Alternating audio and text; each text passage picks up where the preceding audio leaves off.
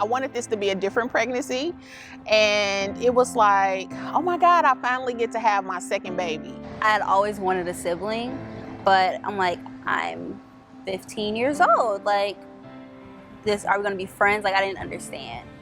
But I was happy. I was at work and I got up to use the bathroom and I couldn't walk. It was like my feet were like a different part of my body. Like they didn't look like they didn't even belong on my body. So my doctor just told me to come in. She didn't think anything of it. She just said I was probably retaining water. So I went in, and the next thing I know, they were handing me a gown and saying I was being admitted. And I was like, wait a second, like this is too early. My grandpa had called me and he was like, oh, we're gonna pick you up and we're gonna go to the hospital. I'm like, okay. And he was like, yeah, your mom's having the baby. I'm like, what do you mean she's having the baby? Like, we're not supposed to have the baby for another couple months. When they gave me that gown, I was only 21 weeks. The U.S. is among the most dangerous developed nations in which to give birth, especially if you are Black. Black women are 3 times more likely to die from pregnancy-related causes than white women, and it's not their fault. I woke up because it was an emergency C-section, and my first words were, is he alive? Because everything was so gloom and doom and grim at that point. And it was kind of like a relief. I got to visit him when he was 3 days old, and they had told me that he was only gonna live 24 to 72 hours.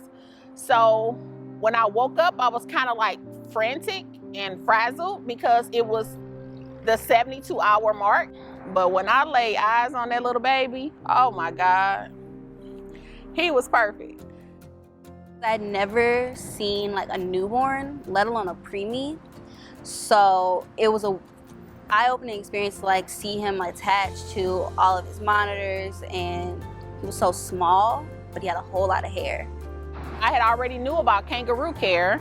I wanted to do it. I knew that it was gonna help him. I knew I needed it as well. And the nurse came in, it was a shift change. And she said, if he's not gonna make it through the night, you need to at least hold your baby. And she was like, I'm gonna let you hold him. And we had to get a team to let me hold him.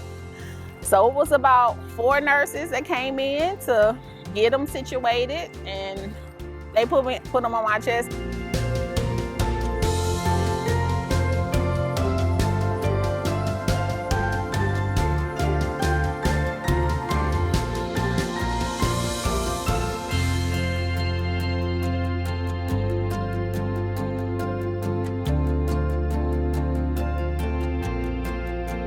It was the most precious thing. So precious. And I'm so grateful for that moment. My NICU experience was like a pregnancy. We were there for 8 months, 3 weeks, and 2 days. When he had that first surgery at 9 days, you know, they didn't even think that he was gonna make it through the night. So I got a call and they were like, you know, you may want to come and, you know, just be with him. And I was like, is this the end? Like, oh my God, like, I just could not. Every day was so scary. Like, is this the end? Like, this is going to be my last day seeing him. The NICU experience was a hard one, but it was also very fun because they made sure that even though we were there for so long, that we were still happy. And like every holiday, they'd have him dressed up something different. They'd decorate his room. And there were just a lot of resources there that we could utilize and just make it a better stay. The March of Dimes was my light in my darkest days. It's my definite go-to charity. It's my definite go-to organization. I tell everybody about it. I think I'm like the person who's screaming to the mountaintops about the March of Dimes, and just basically bringing awareness to prematurity because it affects everyone. March of Dimes NICU family support enhances the quality of the patient experience for all moms and babies through education, program initiatives, and strategic partnerships. Components include family education, NICU staff education, and improved patient experience. I have so many favorite memories, but I'd say my favorite is when I heard him talk for the first time. We were sitting in my room and I was just like, oh, I love you. I love you. Do you love me? And he's like, I love you. And that was the first time he talked, and I went and I screamed and I called my mom. I'm like, he's talking. He's like, what? I'm like, he can talk.